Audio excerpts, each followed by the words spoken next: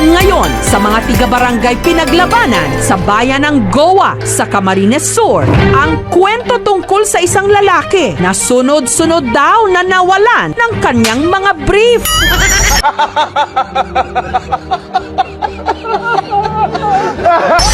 Taga dyan po sa may Barangay Curva, malapit sa ilog siya nakatira.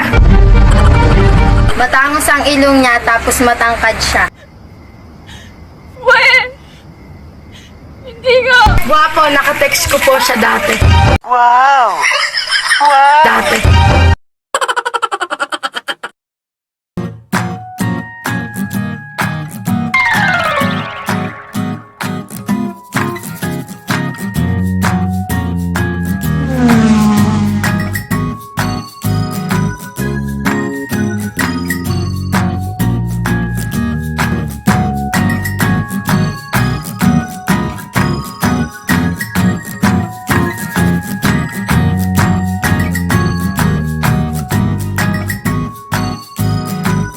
Beach Resort! Thank you guys!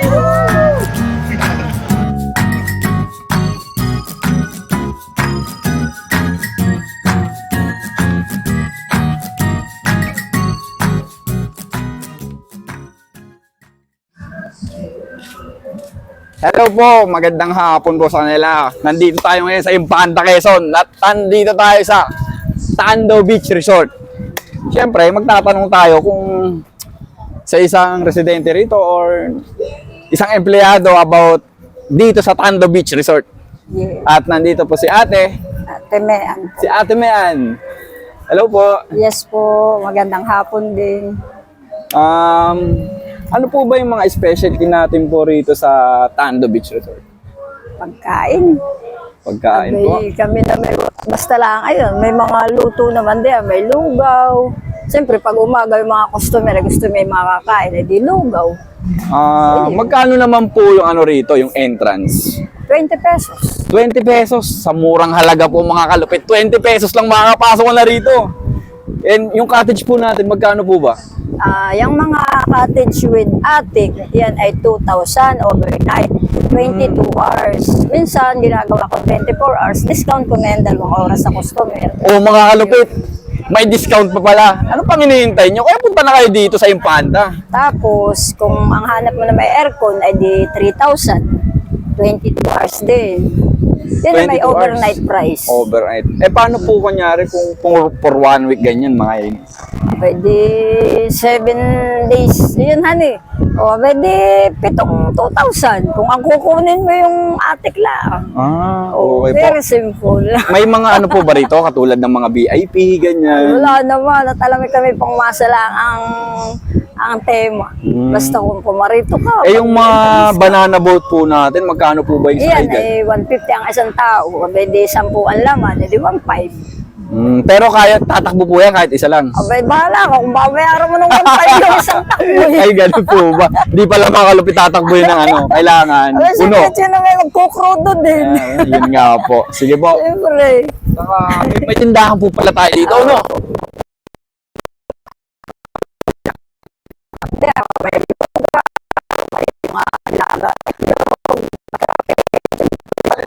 Tapos po ito na bukas.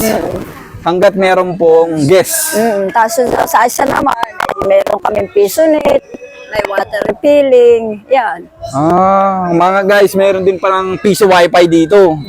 May piso refilling water station. Hindi ka pala magugutom dito, saka hindi ka Tom Jones ka rito. Kumbaga, malupit na, sulit pa, mura pa. Ayun na may pwede namin pahiramin ng gamit. Yun lang ang mga naiwan ninyo. Halimbawa, kaldero, kawali. Yun nga lang, with ID. Okay. Ay, wala may bayad namang ba bayad. yung mga salbabida, ganyan? Ang basta lang yung may ay ang left desk. 50 live pesos. best. 50 pesos. Hanggang ilang oras po yun? Eh di hanggang maghapon muna. 5 Ah, p.m. ang balik. mga kalupit yung pala pwede naman palang kausapin to si ate. Mean. Si Ate Mean. Pwede tayong makiusap sa kanya rito. Saka, ano dito guys, Good and Forest, malapit sa Cleman ng panahon na napakaganda. Saka malapit sa sa kalikasan, kung ganun. Saka ito po si Ate Mean, nandito po sa Tando Beach Resort. Siya po ang kakausapin nyo lang po sa mga bagay-bagay rito. Mhm. Okay guys? Thank you. Okay.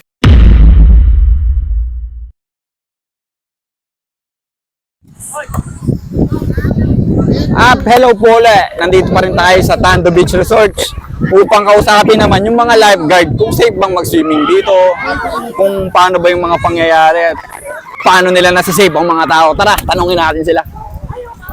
Hello po, ano pong pangalan nila? Roland Sena, sir. Roland Sena. Ilang taon na po kayong lifeguard, sir? 5 taon na, sir, na lifeguard. May mga ilang katanungan lang po para sa dito sa Tando Beach Resort. May time ba rito na malakas yung alon? Pwede pa rin bang mag-swimming? Ganito po yan. Kapag po malakas ang alon, minsan po, napipilitan silang swimming dahil sa layo na kanilang binabiyahe. Pinapayagan namin swimming, pero tutok kami rin pagbabantay para masigurado namin na ligtas ang lahat ng aming mga guests. Pero may limit ba rito o pagdating, may limit ba yung oras ng pag-swimming o wala naman? Meron man, sir, limit. Pwede ka mag-start ng 6 or 4 ng maga. Tapos, ang ano ng lifeguard, 7, nandyan ang lifeguard. Doon sa 4 to 6, ingat sa sarili lang yun. Hindi pa sagot ng lifeguard yun.